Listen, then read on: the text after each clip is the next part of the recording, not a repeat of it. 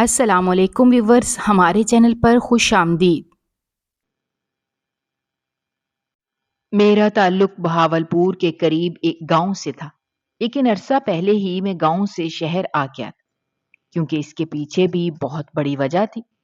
پہلے میں اپنے گاؤں میں ہی رہ کر کام کرتا تھا۔ گاؤں کے قریب ہی جو بڑا شہر تھا، وہاں پر بڑے ہسپتال میں صاف صفائی کا کام کرتا تھا، اور یہ نوکری مجھے بڑی مشکلوں سے ملی تھی۔ میری اماں نے ہمارے گاؤں کے بڑے چودھری صاحب سے کہہ کر مجھے اس نوکری پر رکھوایا تھا، اور انہوں نے مجھے سختی سے یہ بھی کہا تھا کہ میں دل لگا کر وہاں پر کام کروں، لیکن میں نے ایک کام میں دل لگانے کے بجائے کسی اور ہی چیز میں دل لگا لیا تھا، جس کی وجہ سے اسپتال والوں نے مجھے نوکری سے نکال دیا۔ مگر اماں کو میں نے یہ بات نہیں بتائی تھی کہ ان لوگوں نے مجھے کس وجہ سے کام سے نکالا ہے۔ میں نے اماں سے یہی کہا کہ ایسے ہی انہوں نے جان بوجھ کر مجھے نوکری سے نکال دیا ہے، کیونکہ وہ اپنے کسی خاص آدمی کو اس نوکری پر رکھنا چاہتے ہیں، جبکہ بیچ کی بات کیا تھی وہ میں نے اماں سے چھپا لی تھی۔ اماں تو میری ہر بات پر آنکھیں بند کر کے بھروسہ کرتی تھی۔ اس کی سب سے بڑی وجہ یہ بھی تھی کہ میں ان کا ایک اکلوتا بیٹا تھا، اور انہیں لگتا تھا کہ ان کا یہ لاڈلا ایک اور اکلوتا بیٹا بہت ہی نیک اور اچھا ہے، کبھی کسی کے ساتھ کسی معاملے میں زیادتی نہیں کر سکتا، اور کبھی کسی کو تکلیف نہیں پہنچا سکتا۔ کبھی میں نے اماں کے سامنے یہ ظاہر ہی نہیں کیا تھا کہ میں اندر سے کس قسم کا انسان ہوں۔ ان کے سامنے تو میں ہمیشہ اچھی اچھی باتیں کرتا تھا، تاکہ اماں کو یہی لگے کہ ان کا بیٹا بہت ہی شریف اور نیک انسان ہے۔ میری اماں اسی وجہ سے میرے گن گاتی نہ تھکتی تھی، اور مجھ سے بہت محبت کرتی تھی۔ جب اسپتال والوں نے نوکری سے نکال دیا، تب کرنے کے لیے کوئی کام ایسا، ہم لوگوں کے گاؤں میں کچھ زمین تھی جو پہلے میرے ابا سنبھالتے تھے، لیکن ابا کے انتقال کے بعد زمین سنبھالنا میرے بس کی بات نہ تھی۔ میں نے جو ساری زندگی عیاشی کی تھی، آوارہ گردی کی تھی، گاؤں میں اپنے دوستوں کے ساتھ بس گھومنا پھرنا، یہی میرا کام ہوتا تھا۔ محلے میں آتے جاتے لڑکیوں کو دیکھنا، ورنہ مجھ سے یہ اتنے محنت والے کام کہاں ہوتے تھے۔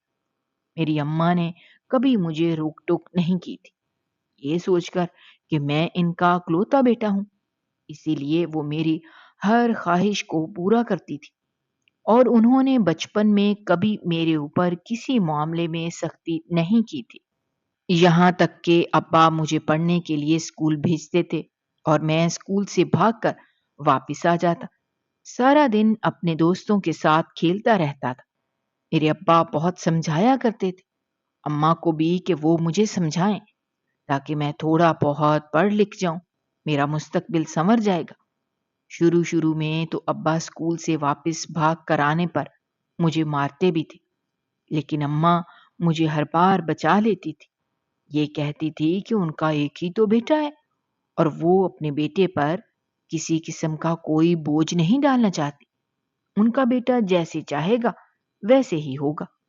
ابا اس چیز کے سخت خلاف ہوتے تھے، وہ مجھے گھر سے باہر بھی نہ نکلنے دیتے تھے، اس لیے کہ میں سارا دن اپنے دوستوں کے ساتھ آوارہ گردی کرتا تھا۔ مگر جب اماں میرے ساتھ تھی تو پھر ابا بھی خاموش ہو جاتے، اور انہوں نے آخر میں تھک ہار کر مجھے اور اماں کو ہم دونوں کے حال پر چھوڑ دیا تھا، یہ کہہ کر کہ میری ماں چاہتی ہی نہیں کہ ان کا ایک اکلوتا اور لاڈلا بیٹا مستقبل میں ایک اچھا انسان بنے اور ایک قابل انسان بنے۔ ابا نے تو مجھے کچھ بھی کہنا مکمل طور پر چھوڑ دیا تھا۔ میں اپنی زندگی میں کیا کرتا تھا، کیسے کرتا تھا، اور کیوں کرتا تھا، ان کا تو اس چیز سے کوئی تعلق ہی نہیں رہا تھا۔ وہ صبح سویرے ناشتہ کر کے اپنے کھیتوں کے لیے نکل جاتے تھے، اور پھر شام کو واپس آتے تھے۔ نہ ہی انہوں نے کبھی مجھ سے یہ پوچھا تھا کہ میں کہاں جاتا ہوں اور سارا دن اپنا کہاں گزارتا ہوں۔ اماں بھی یہی سمجھتی تھی کہ میں محلے میں دوستوں کے ساتھ کھیل رہا ہوں گا۔ جتنے پیسے میں اماں سے مانگتا تھا، لاڈلا سمجھ کر وہ اتنے پیسے میرے ہاتھ میں تھما دیتی۔ اس کا نتیجہ یہ نکلا تھا کہ اماں کے لاڈ پیار نے مجھے مکمل طور پر جیسے نکارا انسان بنا دیا تھا۔ اب تو محنت سے میں اس طرح سے بھاگتا تھا کہ جیسے اس نے مجھے اپنی موت دکھائی دیتی ہو۔ جب تک ابا زندہ تھے تب تک تو انہوں نے سب کچھ سنبھالا ہوا تھا اور ہمارا گھر چل رہا تھا۔ گھر میں کسی چیز کی کمی نہیں ہوتی تھی۔ میرے ابا سب کچھ خود کرتے تھے، یہاں تک کہ گھر کے لیے سودا اور سارا سامان بھی ابا خود ہی جا کر شہر سے لے کر آتے تھے۔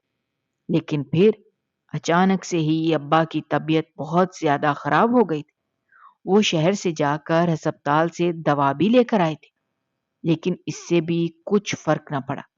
ایک ہفتہ اسی طرح سے میرے ابا شدید بیمار رہے تھے اور اس کے بعد مجھے اور اماں کو اکیلا چھوڑ کر چلے گئے تھے۔ ابا کے چلے جانے کے بعد زمین سنبھالنے والا کوئی نہیں تھا اور زمین کے علاوہ ہمارا کچھ تھا نہیں۔ اسی لیے میری اماں نے وہ زمین کسی کے حوالے کر دی تھی۔ وہ لوگ اس زمین پر کام کرتے تھے اور اس سے آنے والا منافع آدھا آدھا دونوں لوگوں میں تقسیم ہو جاتا تھا۔ اس سے اتنا منافع تو مل جاتا تھا کہ ہم دونوں ماں بیٹا اچھی زندگی گزار رہے تھے۔ لیکن اب جیسے جیسے وقت گزر رہا تھا تو اماں کو اس چیز کا شدت سے احساس ہو رہا تھا کہ انہوں نے ابا کی بات نہ مان کر غلطی کی ہے۔ انہیں مجھے کسی نہ کسی کام پر لگانا چاہیے تھا۔ اگر میں پڑھائی کرنے میں دلچسپی نہیں رکھتا تھا تو اماں کو چاہیے تھا کہ وہ مجھے کسی کام پر لگا دیتی۔ اب تو جو کوئی بھی محلے میں سے ہمارے گھر آتا تھا اماں کو یہی نصیحت کرتا تھا کہ ابھی بھی ان کے پاس وقت ہے، وہ اپنے بیٹے کو کسی کام پر لگا دے، ورنہ ساری زندگی یہ اسی طرح گھر بیٹھ کر روٹیاں توڑتا رہے گا۔ اماں نے بھی جب اس بارے میں سوچنا شروع کیا تو پھر انہوں نے مجھے سمجھایا کہ اب مجھے کوئی نہ کوئی کام کرنا ہو، کیونکہ آگے انہوں نے میری شادی کرنی ہے اور اس کے لیے اچھے خاصے پیسوں کی ضرورت ہوتی ہے۔ شادی کے بہت سارے اخراجات ہوتے ہیں۔ میں اماں کو انکار نہیں کر سکتا تھا۔ اماں کی نظر میں اچھا بننے کے لیے میں نے کام کرنے کی حامی بھر تو لی تھی، لیکن کام کرنے کا دل میرا بالکل نہ تھا۔ اسی وجہ سے اسپتال والوں نے اگلے مہینے ہی مجھے نوکری سے نکال باہر کیا تھا اور میں دوبارہ سے اپنے گھر آ کر بیٹھ گیا تھا۔ اماں کو میں نے اپنی باتوں سے مطمئن کر دیا تھا کہ جو کچھ بھی ہوا ہے اس میں میری کوئی غلطی نہیں، سارا قصور اسپتال والوں کا تھا۔ اسی لیے اماں خاموش ہو گئی اور انہوں نے مجھ سے کوئی سوال نہیں کیا۔ کچھ وقت اور اسی طرح سے گزرا تھا جب میرے گاؤں کا ہی ایک دوست کراچی شہر کام کرنے کے لیے گیا۔ اس سے میری اکثر بات چیت ہوتی رہتی تھی۔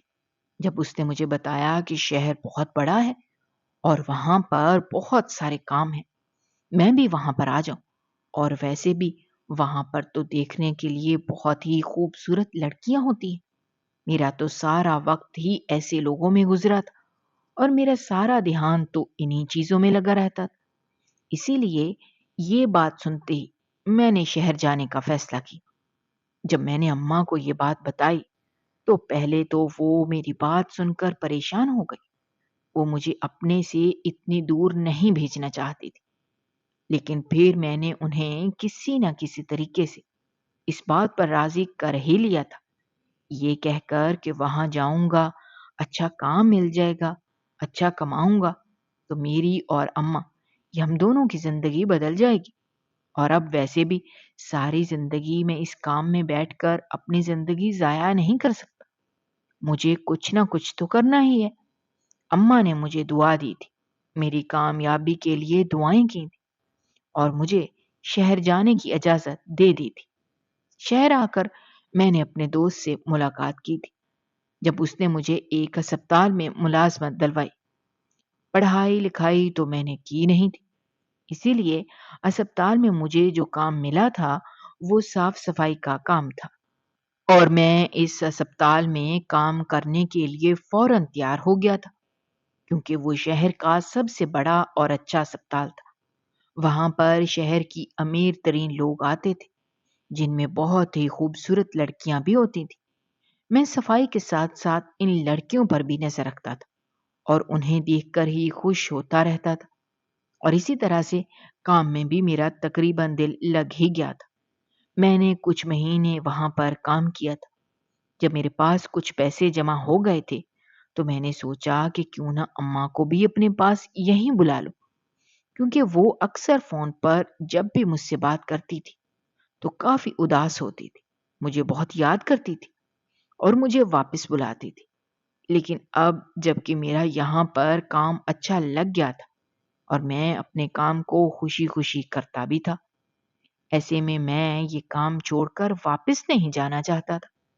اسی لیے میں نے اماں کو یہ کہا کہ وہ یہاں میرے پاس شہر آ کر رہنے لگے۔ اماں بھی میری بات پر مان گئی تھی اور وہ میرے پاس شہر آ گئی تھی۔ میں نے ایک کمرے کا چھوٹا سا مکان کرائے پر لیا تھا اور میں اور اماں یہیں پر رہنے لگے تھے۔ اماں تو مجھے کام کرتا دیکھ کر بہت خوش ہوتی تھی اور دل ہی دل میں جانے میرے لیے کتنی دعائیں کرتی تھی۔ میں نے کچھ پیسے جمع کیے ہوئے تھے۔ اماں کے آنے پر وہ پیسے میں نے ان کے حوالے کر دیے۔ میں شادی کرنا چاہتا تھا اور شادی بھی میں کسی خوبصورت لڑکی سے کرنا چاہتا تھا۔ اسی لیے میں نے اماں کو شہر بلایا تھا۔ جبکہ جب سے میں شہر آیا تھا تو میں نے دیکھا تھا کہ شہر کی لڑکیاں گاؤں کی لڑکیوں سے کہیں زیادہ حسین ہوتی ہیں۔ اسی لیے میں یہی چاہتا تھا کہ میری شادی کسی شہر کی لڑکی سے ہو۔ اسی لیے میں نے اماں کو اپنے مقصد کے لیے ہی شہر بلایا تھا اور ان سے یہ کہا تھا کہ وہ میرے لیے یہیں پر لڑکی تلاش کرے۔ جیسے ہی میں نے اماں سے شادی کی بات کی تھی تو میری اماں حیران ہو گئی اور تھوڑی سی پریشان بھی۔ مجھے سمجھ نہیں آیا تھا کہ اس میں پریشانی والی کون سی بات ہے، مگر اماں نے مجھ سے کہا کہ فی الحال میں اس بارے میں کوئی ذکر نہ کروں، وہ خود ہی کوئی مناسب رشتہ دیکھ کر میری شادی کروا دے گی۔ ابھی میں اپنے کام پر دھیان دوں کیونکہ شادی کے لیے کافی پیسوں کی ضرورت ہے۔ پہلے میں کافی سارے پیسے جمع کر لوں، اس کے بعد ہی وہ میری شادی کے بارے میں سوچیں گی۔ اور ویسے بھی ہم لوگ خود ایک چھوٹے سے کرائے کے گھر میں رہ رہے تھے۔ اماں نے کہا کہ جب میں شادی کر لوں گا تو میری بیوی یہاں آ کر کیسے رہے گی؟ جب تک میں اپنا کوئی اچھا ٹھکانہ نہیں بنا لیتا تب تک میں شادی کے بارے میں نہ سوچوں۔ مجھے اماں سے اس بات کی امید بالکل نہ تھی۔ میں شادی کرنا چاہتا تھا اور میں نے اماں سے صاف کہہ دیا تھا کہ جہاں تک بات گھر کی ہے تو گاؤں میں ہمارا اپنا گھر ہے، ایسے میں شہر میں گھر بنانے کی مجھے ضرورت نہیں ہے، اور میں اتنا کما لیتا ہوں کہ اماں کو اور اپنی بیوی کو 2 وقت کا کھانا تو کھلا ہی سکتا ہوں۔ بس وہ میرے لیے خوبصورت سی لڑکی تلاش کر لیں۔ میری باتیں سن کر اماں مسکرانے لگی تھی اور انہوں نے مجھ سے یہ کہا تھا کہ وہ جلد ہی میرے لیے ایک خوبصورت لڑکی تلاش کر لیں گی۔ میں اس بات کی فکر نہ کروں۔ اماں سے بات کرنے کے بعد میں بالکل مطمئن ہو گیا تھا، کیونکہ مجھے ایسا لگنے لگا تھا کہ اماں بہت جلد ہی میرے لیے اچھی لڑکی تلاش کر لیں گی۔ اس طرف سے مطمئن ہو کر میں دوبارہ سے اپنے کام کی طرف لگ گیا تھا۔ میرا کام بھی اسی طرح سے چلتا جا رہا تھا۔ جس ہسپتال میں میں ملازم تھا وہاں پر میری ڈیوٹی عورتوں کے وارڈ میں ہوتی تھی۔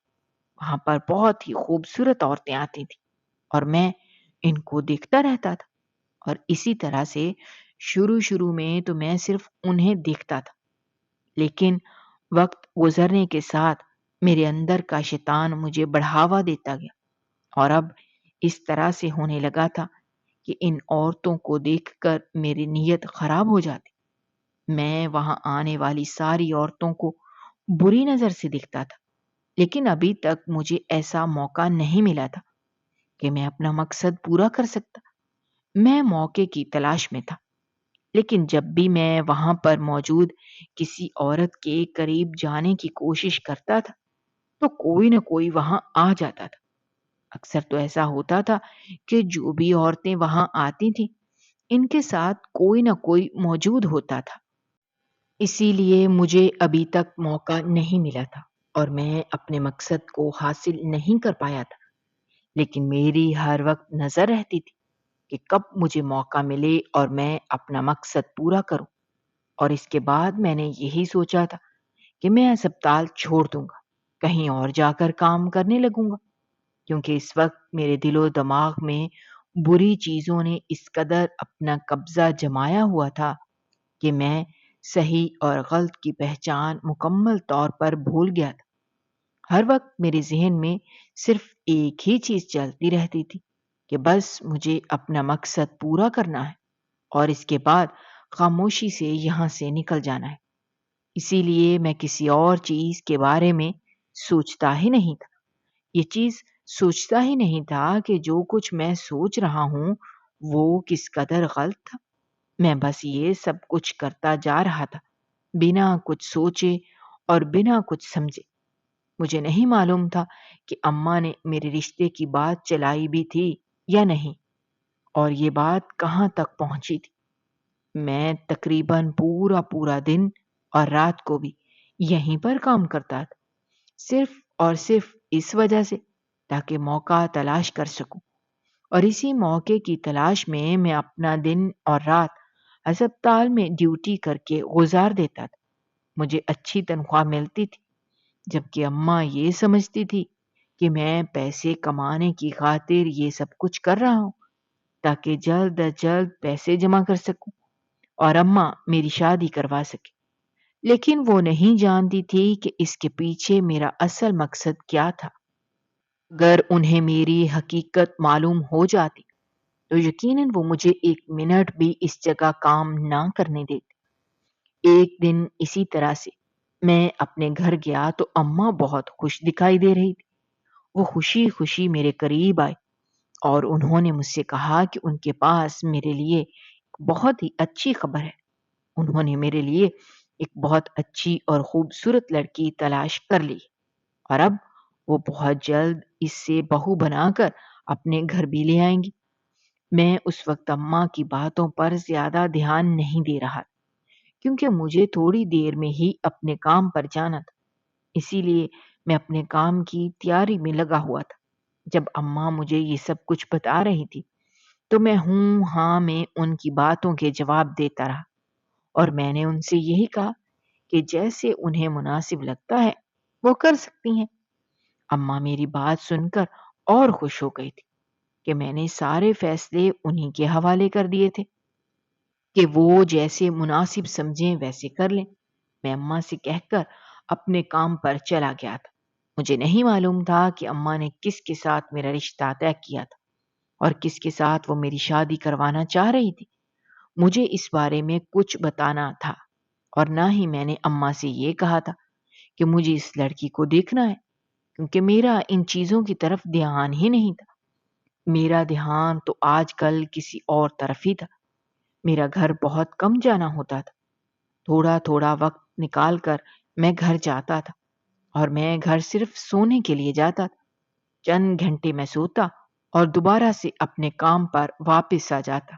جبکہ میں گھر جاتا تو اماں مجھے بہت ساری باتیں بتاتی تھی، کچھ کپڑے نکال کر بیٹھی ہوتی تھی کہ یہ سب کچھ انہوں نے میری دلہن کے لیے تیار کروایا ہے، اور میں بس ایک نظر ان ساری چیزوں کو دیکھ کر نظر انداز کر دیتا تھا۔ اماں بھی مجھے اس چیز پر زیادہ مجبور نہیں کرتی تھی، یہ سوچ کر کہ میں تھکا ہوا آتا ہوں اور وہ مجھے آرام کرنے دیتی تھی۔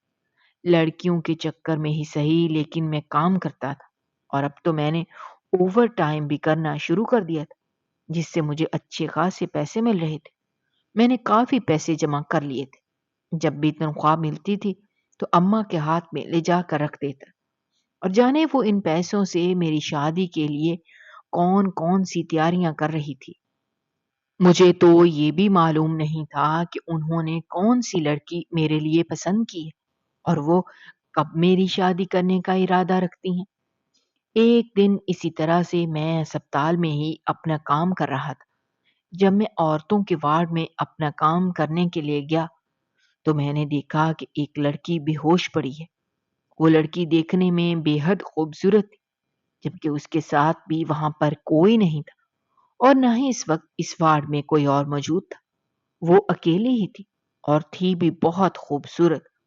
اسے دیکھتے ہی ایک لمحے کے لیے تو میری نیت خراب ہو گئی اور میں نے یہی سوچا کہ مجھے اس موقع کا فائدہ اٹھانا چاہیے، اور ویسے بھی میں تو کافی دنوں سے اس موقع کی تلاش میں تھا، لیکن ابھی تک مجھے اس چیز کا موقع ملا نہیں تھا، کیونکہ جو بھی لڑکیاں یا عورتیں یہاں پر آتی تھیں ان کے ساتھ ان کے گھر والوں میں سے کوئی نہ کوئی ہر وقت موجود رہتا تھا، اور مجھے اپنا مقصد پورا کرنے کا موقع ہی نہیں ملتا تھا۔ میں صرف انہیں دور سے دیکھتا ہی تھا، لیکن آج میرے پاس موقع تھا، کیونکہ جو لڑکی میرے سامنے موجود تھی وہ تھی بھی خوبصورت، جبکہ وہ بے ہوش بھی تھی، اور اس کے ساتھ ہی اس کے ساتھ کوئی نہیں تھا، وارڈ بھی خالی تھا۔ میں نے موقع دیکھا اور ادھر ادھر دیکھا، دور دور تک کسی کا کچھ پتہ نہیں تھا۔ صبح کا وقت تھا، اسی لیے سبھی لوگ ابھی اسپتال میں آئے نہیں تھے۔ صاف صفائی والے ہی پہلے آیا کرتے تھے، اور میں تو سب سے پہلے اسپتال پہنچ جاتا تھا۔ جیسے ہی میں اس لڑکی کے قریب گیا، لیکن جب میری نظر اس کے برابر میں سوئے بچے پر پڑی تو جانے میرے دل میں کیا خیال آیا کہ میں واپس پلٹ آیا، شاید یہ سوچ کر کہ کہیں وہ بچہ نہ جاگ جائے اور رونا شروع نہ کر دے، یہ نہ ہو کہ پورے اسپتال میں شور مچ جائے اور یہ لوگ مجھے بے عزت کر کے یہاں سے نکال دیں۔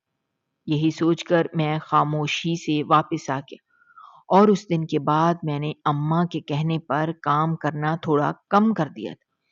جیسے جیسے وقت گزر رہا تھا ویسے ویسے میری سوچ بدلتی جا رہی تھی۔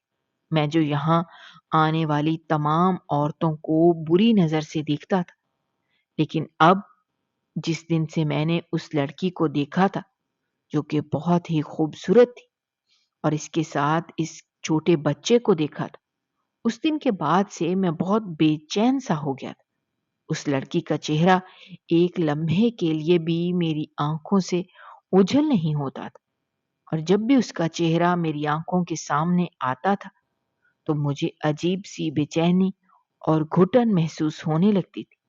مجھے سمجھ نہیں آ رہا تھا کہ یہ سب کچھ میرے ساتھ کیوں ہو رہا ہے، اسی لیے میں نے ہسپتال جانا کم کر دیا تھا، اور زیادہ تر تو میں رات کے وقت اب گھر پر ہی موجود ہوتا تھا اور سونے کی کوشش کرتا تھا، لیکن نیند مجھے بہت کم آتی تھی۔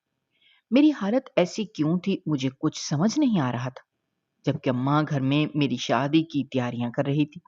مجھے ان ساری چیزوں میں کوئی دلچسپی نہیں تھی، میں صرف اپنے لیے سکون چاہتا تھا جو مجھے کہیں نہیں مل رہا تھا، اور یہ حالت میری تب سے ہی تھی جب سے میں نے اس خوبصورت لڑکی کو دیکھا تھا۔ اس میں ایسا کچھ تھا جس نے مجھے الجھن اور پریشانی میں ڈال دیا تھا۔ اگلے دن جب میں گیا تھا تو وہ لڑکی اسپتال میں موجود نہیں تھی۔ میں نے اسے بہت تلاش کیا لیکن وہ مجھے کہیں نہیں ملی۔ میں اسے ایک مرتبہ پھر سے دیکھنا چاہتا تھا، اس سے بات کر کے پوچھنا چاہتا تھا کہ وہ کون تھی اور کہاں سے آئی تھی۔ اس کے ساتھ کوئی نہیں تھا۔ بہت سارے سوالات اس کو لے کر میرے دماغ میں اٹھ رہے تھے، جبکہ میرا اس لڑکی سے کیا تعلق؟ وہ کہاں سے آئی تھی، کہاں گئی تھی، کون تھی؟ مجھے ان ساری باتوں سے کیا لینا دینا تھا؟ لیکن پھر بھی میرا دل چاہتا تھا کہ میں اس کے بارے میں جانوں، اس لڑکی کو تلاش کروں۔ کچھ دنوں تک تو اسی طرح سے میرے ساتھ ہوتا رہا، لیکن آخر کار میں نے اپنے آپ کو سمجھانا شروع کیا کہ مجھے اس سے اپنے ذہن سے نکالنا ہوگا اور اپنے کام پر دھیان دینا ہوگا۔ وہ جو کوئی بھی تھی اپنے گھر چلی گئی ہوگی، مجھے اس کے بارے میں زیادہ سوچنے کی ضرورت نہیں ہے، اور نہ ہی اس طرح سے پریشان ہونے کی ضرورت ہے۔ وہ میری کچھ نہیں لگتی تھی، نہ میرا اس سے کوئی تعلق تھا، نہ میں اس سے آج سے پہلے کبھی ملا تھا، اسی لیے اس کے بارے میں کچھ بھی سوچنا فضول سی بات تھی۔ میں جتنا اپنے آپ کو سمجھاتا تھا اس وقت تو میں سمجھ بھی جاتا، لیکن کچھ وقت بعد دوبارہ سے وہی لڑکی میرے ذہن پر سوار ہو جاتی۔ اس بات کو تقریباً ایک ہفتہ اسی طرح سے گزرا تھا۔ جب ایک دن میں پورا دن اسپتال میں ڈیوٹی کرتا رہا اور رات کو جب میں اپنے کام سے فارغ ہوا تھا اور اپنے گھر واپس آ رہا تھا، جب میں نے ایک نقاب پوش لڑکی کو دیکھا جو ایک نوزائیدہ بچے کو کچرے کے ڈھیر میں چھوڑ کر بھاگنے لگی، میں نے فوراً ہی آگے بڑھ کر اس لڑکی کا ہاتھ پکڑ لیا۔ جب اس لڑکی نے مجھ سے یہ کہا کہ میں اس کا ہاتھ چھوڑ دوں، یہ ساری آوازیں وغیرہ سن کر سارے محلے والے جمع ہو گئے۔ اسی دوران جب وہ مجھ سے ہاتھ چھڑا کر بھاگنا چاہتی تھی، جب میں اس کا ہاتھ چھوڑنا نہیں چاہتا تھا کیونکہ مجھے اس سے پوچھنا تھا کہ وہ اس بچے کو یہاں پھینک کر کیوں جا رہی ہے، اسی دوران اس کا نقاب اتر گیا تھا اور جیسے ہی اس کے چہرے پر میری نظر پڑی تو میرے ہوش اڑ گئے، کیونکہ یہ تو وہی اسپتال والی لڑکی تھی جب میرے ذہن سے نکل نہیں رہی تھی، اور یقیناً یہ بچہ بھی وہی تھا۔ لیکن وہ اس بچے کو یہاں اس طرح سے پھینک کر کیوں جا رہی تھی؟ جب لوگ جمع ہو گئے تو میں نے لوگوں سے یہی کہا کہ میں اس لڑکی کو جانتا ہوں، وہ میری رشتہ دار ہے۔ یہ کہہ کر میں نے لوگوں کو ان کے گھروں میں واپس بھیج دیا۔ سبھی لوگ اپنے اپنے گھروں کو واپس چلے گئے تھے۔ جب میں نے اس لڑکی کو اپنے ساتھ آنے کا کہا، میں اس بچے کو لے کر اور اس لڑکی کو لے کر گھر آ گیا تھا، جبکہ وہ لڑکی مجھے کچھ بھی بتانے کے لیے تیار نہیں تھی، مگر میں بھی سوچ چکا تھا کہ سب کچھ جانے بغیر سکون سے نہیں بیٹھوں گا اور اس طرح سے اسے جانے بھی نہیں دوں گا۔ اس لڑکی نے میرے آگے ہاتھ جوڑے اور منت کرنے لگی کہ میں اسے جانے دوں، اس میں اس کی کوئی غلطی نہیں ہے، جو کچھ بھی ہوا ہے۔ جب میں نے اسے اس بچے کے بارے میں پوچھا تو اس نے مجھے ایک ایسی بات بتائی جسے سن کر میں حیران رہ گیا۔ اس لڑکی نے کہا کہ یہ بچہ اسی کا ہے، لیکن وہ اسے اپنے ساتھ نہیں رکھ سکتی۔ اس سے جان چھڑانے کے لیے وہ اسے کچرے کے ڈھیر میں پھینکنے کے لیے آئی تھی۔ اور وہ کیوں یہ سب کچھ کر رہی تھی، وہ یہ سب کچھ بتانے کی مجھے پابند نہیں ہے، اور اب اسے اپنے گھر جانا ہے۔ اتنا کہہ کر وہ جانے لگی تھی جب سامنے سے اماں آ گئی۔ اماں اس وقت پڑوسن کے گھر گئی ہوئی تھی، اور اس طرح سے جب اچانک اماں گھر آئی تھی تو ایک لڑکی کو گھر میں دیکھ کر وہ حیران اور پریشان تھی، اور میں بھی بہت زیادہ گھبرا گیا تھا، یہ سوچ کر کہ جانے اماں کیا سوچیں گی۔ اس سے پہلے کہ میں آگے بڑھ کر اماں کو کچھ بھی بتاتا، میری اماں نے اس لڑکی کو دیکھا تھا اور فوراً اسے اپنے گلے لگا لیا۔ وہ لڑکی بھی اماں کو اپنے سامنے دیکھ کر حیران اور پریشان تھی۔ تو اس کا مطلب یہ تھا کہ اماں اس لڑکی کو جانتی تھی، مگر وہ کون تھی؟ جبکہ اماں اس کا نام لے رہی تھی۔ اماں اسے سدرا کہہ کر بلا رہی تھی۔ جب اماں اس سے مل چکی تو اماں نے اسے بیٹھنے کے لیے کہا اور پوچھنے لگی کہ وہ یہاں کیسے آئی، جبکہ اماں تو خود کل ان کے گھر ملنے کے لیے آنے والی تھی۔ اس کے ساتھ ہی جب اماں کی میرے اوپر نظر گئی اور اس بچے پر جسے میں نے اپنے ہاتھوں میں اٹھایا ہوا تھا، تو اماں حیرت سے مجھے دیکھنے لگی کہ یہ سب کچھ کیا ہو رہا ہے۔ میں نے اماں کو صاف بتا دیا کہ میرا اس میں کچھ لینا دینا نہیں ہے۔ میں نے انہیں ساری حقیقت بتا دی تھی کہ یہ لڑکی کچھ دن پہلے مجھے اسپتال میں نظر آئی تھی اور یہ بچہ اسی کا ہے، اور آج میں نے دیکھا کہ وہ اس بچے کو کچرے میں پھینک کر بھاگ رہی تھی۔ جب میں نے اس سے وجہ پوچھنے کی کوشش کی تو اس نے کچھ نہ بتایا۔ لوگ جمع ہو گئے، اسی لیے اس کی عزت کی خاطر میں اسے اپنے رشتہ دار بنا کر گھر لے آیا تھا، لیکن وہ لڑکی ابھی بھی مجھے کچھ بتانے کے لیے تیار نہ تھی۔ اماں تو حیرت سے میری بات سن رہی تھی، اور اس کے ساتھ انہوں نے یہی کہا کہ ایسا کیسے ممکن ہے، ایسا کیسے ہو سکتا ہے، یہ سب کچھ جھوٹ ہے، یہ بچہ اس لڑکی کا کیسے ہو سکتا ہے۔ مجھے اماں کی بات سمجھ نہ آئی تھی کہ وہ ایسا کیوں کہہ رہی ہیں۔ جب میں نے ان سے پوچھا کہ وہ اسے جانتی ہیں تو اماں نے مجھے بتانا شروع کیا۔ جیسے جیسے وہ مجھے حقیقت بتا رہی تھی ویسے ویسے مجھے پسینہ آ رہا تھا۔ میں سوچ بھی نہیں سکتا تھا کہ زندگی مجھے کبھی اس طرح سے کسی مقام پر لے آئے گی۔ اماں نے مجھے بتایا کہ سدرا ان کی ایک پرانی سہیلی کی بیٹی ہے۔ وہ لوگ پہلے ہمارے ہی گاؤں میں رہتے تھے اور ہمارے ہمسائے تھے۔ سدرا کی اماں اور میری اماں میں بچپن کی دوستی تھی۔ وہ دونوں ایک دوسرے سے بہنوں کی طرح محبت کرتی تھیں۔ ان کی شادی بھی ایک ہی دن طے پائی تھی اور ایک ہی دن وہ رخصت ہو کر اپنے سسرال گئی تھی۔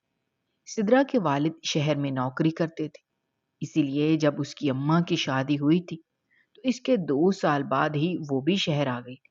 2 سال تک انہوں نے گاؤں میں ہی وقت گزارا تھا۔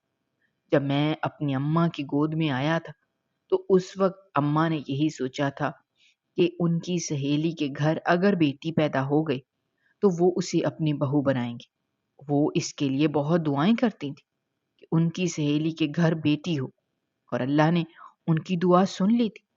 ان کی سہیلی کے گھر بیٹی ہوئی تھی جس پر اماں بہت خوش تھی، اور اماں نے ہی اس کا نام سدرا رکھا تھا۔ وہ دیکھنے میں بہت ہی خوبصورت تھی، اور اس وقت اماں نے اس بچی کے ہاتھوں میں انگوٹھی پہنا دی تھی، یہ کہہ کر کہ یہ ان کے بیٹے کی امانت ہے۔ ان کی سہیلی کو بھی اس بات پر کوئی اعتراض نہ تھا۔ وہ بھی اپنی بیٹی اپنی سب سے قریبی اور اچھی سہیلی کو دینے کے لیے تیار تھی۔ اور پھر جب وہ 1 سال کی ہوئی تھی تو ان کی سہیلی شہر جا کر رہنے لگی، لیکن وہ بیچ میں گاؤں آتی تھی اور اماں سے ملتی جلتی تھی۔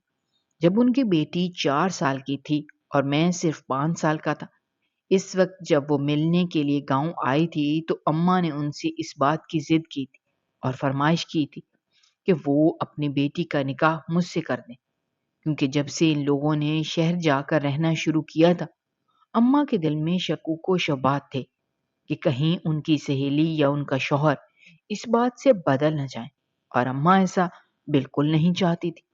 جبکہ ان کی سہیلی نے بھی اماں کی محبت میں ان کی بات مان لی، اور بچپن میں ہی میرا نکاح اس لڑکی سے ہو گیا تھا۔ اسی لیے تو اماں میرے لیے کوئی رشتہ تلاش نہیں کر رہی تھی، کیونکہ وہ جانتی تھی کہ میرا نکاح بچپن میں ہی ان کی سہیلی کی بیٹی سے ہو گیا ہے۔ لیکن پھر کچھ عرصے بعد ہی ان کی سہیلی کا انتقال ہو گیا تھا، جس کی وجہ سے ان کا ملنا جلنا مکمل طور پر ختم ہو گیا تھا۔ اسی لیے تو وہ شہر آئی تھی تاکہ اپنی بہو کو تلاش کر سکے اور اسے اپنے گھر لا سکے۔ جب یہاں آ کر اماں نے ان کے بارے میں پوچھنا شروع کیا تھا، پوچھ گچھ کی گئی تھی، تو جلد ہی انہیں سدرا کے اور اس کے گھر والوں کے بارے میں پتہ چل گیا تھا۔ اس کے ابا نے دوسری شادی کر لی تھی، جبکہ اماں نے سدرا کی تصویر دیکھی ہوئی تھی، لیکن ابھی تک وہ اس سے ملی نہیں تھی۔ انہوں نے ملنے کے لیے اس کے گھر جانا تھا اور اس کے ابا سے یہ بات کرنی تھی اور اپنی امانت کو گھر لے کر آنا تھا۔ اس کا مطلب یہ تھا کہ یہ لڑکی بچپن سے میرے نکاح میں تھی، تو پھر یہ بچہ کس کا تھا؟ میرے تو پیروں کے نیچے سے زمین نکل گئی تھی جب اس نے روتے ہوئے پوری حقیقت بتائی کہ اس کی سوتیلی ماں کا بھتیجا اچھا لڑکا نہیں تھا، اسے بری نظر سے دیکھتا تھا، اسی لیے اپنے گھر میں بتایا بھی تھا، لیکن کسی نے اس کی بات پر بھروسہ نہ کیا۔ اور پھر ایک دن جب گھر کوئی نہ تھا، اس نے اس کے ساتھ زبردستی کی تھی۔ یہ اس کی ناجائز اولاد تھی، وہ کبھی بھی اسے جنم نہیں دینا چاہتی تھی، لیکن اس کے علاوہ اس کے پاس اور کوئی راستہ بھی نہیں تھا، اور اب اسی لیے وہ اسے کچرے میں پھینک کر اپنی جان چھڑوانا چاہتی تھی۔ ساری حقیقت کھل کر میرے سامنے آ گئی تھی، اور مجھے اس بات کا احساس ہو گیا تھا کہ یہ جو کچھ بھی میرے ساتھ ہوا تھا یہ میرے گناہ کی سزا تھی۔ میں جو دوسروں کی بیویوں اور ان کی بیٹیوں کو بری نظر سے دیکھتا تھا، اس کی سزا مجھے اس طرح سے ملی تھی کہ میری بیوی کے ساتھ بھی لوگوں نے وہی سلوک کیا تھا جس نظر سے میں دوسروں کی بیٹیوں اور بہوؤں کو دیکھتا تھا۔ مجھے یہ بات سمجھ آ گئی تھی کہ جو کچھ ہم دوسروں کے لیے سوچتے ہیں یا کرتے ہیں وہی سب کچھ ہمارے اپنے ساتھ ہوتا ہے۔ میں نے سچے دل سے اپنے رب سے اپنے گناہوں کی معافی مانگی تھی اور توبہ کی تھی کہ آج کے بعد میں کبھی بھی کسی عورت کو بری نظر سے نہیں دیکھوں گا۔ اس کے ساتھ ہی میں نے اپنی بیوی کو دل سے قبول کیا تھا، کیونکہ جو کچھ بھی ہوا تھا اس میں اس کی کوئی غلطی نہ تھی۔ اس کے ساتھ ہی اس بچے کو بھی میں نے قبول کر لیا تھا، جو بھی تھا اس میں اس معصوم بچے کا کوئی قصور نہ تھا، جبکہ اماں کو بھی اس بات پر کوئی اعتراض نہیں تھا۔ میری خواہش پوری ہو گئی تھی، ایک خوبصورت لڑکی میری زندگی میں شامل ہو گئی تھی، اور اب میں اس کے ساتھ ہنسی خوشی اپنی زندگی گزارنے لگا تھا۔ میں اسی اسپتال میں کام کرتا تھا، لیکن اب میری سوچ مکمل طور پر بدل گئی تھی اور میں نے اپنے سارے گناہوں کی معافی مانگ لی تھی۔ اگر آپ کو ہماری کہانیاں پسند آ رہی ہیں تو ہمارے چینل کو سبسکرائب کیجیے، ویڈیوز پر کمنٹ کیجیے اور شیئر کیجیے۔ شکریہ۔